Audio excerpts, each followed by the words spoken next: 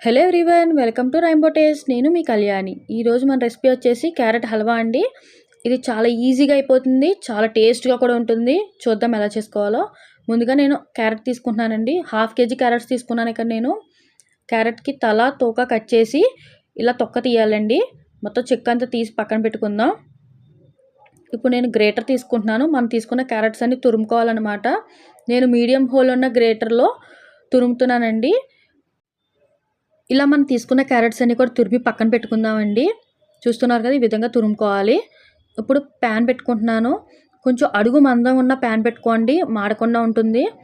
ఈ ప్యాన్లో నేను 2 స్పూన్స్ నెయ్యి వేసుకుంటున్నానండి.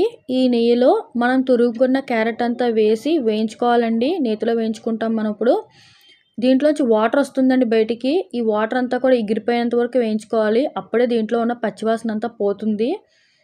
ఒకసారి నెయ్యిలో అంతా బాగా కలిసేలా కలుపుకొని మూత పెట్టి మగ్గించుకుంటున్నాను నేను. దీన్ని సిమ్లో పెట్టుకుని ఒక 10 మినిట్స్ పాటు మగ్గించుకోండి. మనకి మగ్గిన తర్వాత క్యారెట్ కలర్ చేంజ్ వస్తుందండి. మనం వేసినప్పుడు ఉన్న కలర్కి మగ్గిన తర్వాత ఉన్న కలర్కి చేంజ్ వస్తుంది.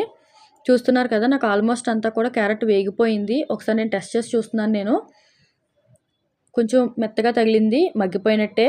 ఇప్పుడు నేను దీంట్లో పంచదార వేసుకుంటున్నానండి. దీనికోసం నేను 100 గ్రామ్స్ పంచదార తీసుకున్నాను. మీకు తీపిని బట్టి కావాలంటే పెంచుకోండి, లేదంటే తగ్గించుకోండి. ఒకసారి అంతా కలిసేలా కలుపుకుంటున్నానండి. ఈ పంచదార అంతా కరిగి పాకంలా మారి ఆ పాకంలో మనకి క్యారెట్ తురుమంతా ఉడుకుతుందండి. అప్పుడు చాలా టేస్ట్గా ఉంటుంది. నేను చూపిస్తున్నాను, చూస్తున్నారు కదా, ఈ విధంగా వస్తుందండి. అంతా బాగా కలిసింది, ఉడికింది. ఇప్పుడు నేను దీంట్లో 50 గ్రామ్స్ కోవా తీసుకుంటున్నానండి. ఇది స్వీట్ కోవా అండి, మనకి రెడీమేడ్గా కూడా దొరుకుతుంది. ఈ స్వీట్ కోవా దీంట్లో వేసి ఒకసారి అంతా కలిసేలా కలుపుకుంటున్నానండి. చూస్తున్నారు కదా, కోవా వేసాక ఎలా ఉందో మనకి. ఇప్పుడు నేను దీంట్లో పాలు వేస్తున్నానండి. 100 ml పాలు వేస్తున్నాను. అంతా కలిసేలా కలుపుకోవాలి. ఈ పాలల్లో ఈ తురుమంతా ఉడుకుతుందండి. చూసారా, అంతా పాలు ఎగిరిపోయినాయి నాకు ఒక 5 నిమిషాలకి. ఇప్పుడు నేను 2 యాలక్కాయలు బాగా కొట్టి దాంట్లో వేసుకుంటున్నాను. స్వీట్స్లో యాలక్కాయ వేసుకుంటేనే కదండి రుచి బాగుంటుంది. ఇప్పుడు నేను లాస్ట్లో నెయ్యి వేసుకుంటున్నాను. నేను ముందు కూడా నెయ్యి వేసాను. అంతా స్వీట్ అంతా అయిపోయిన తర్వాత లాస్ట్లో కూడా 1 స్పూన్ నెయ్యి వేసుకున్నాను. ఇప్పుడు దీంట్లో నేను బాదం పప్పు అలాగే జీడిపప్పుని సన్నగా తురిమి దాంట్లో వేసుకుంటున్నాను. మీరు కావాలంటే ముక్కలుగా కూడా వేసుకోవచ్చు.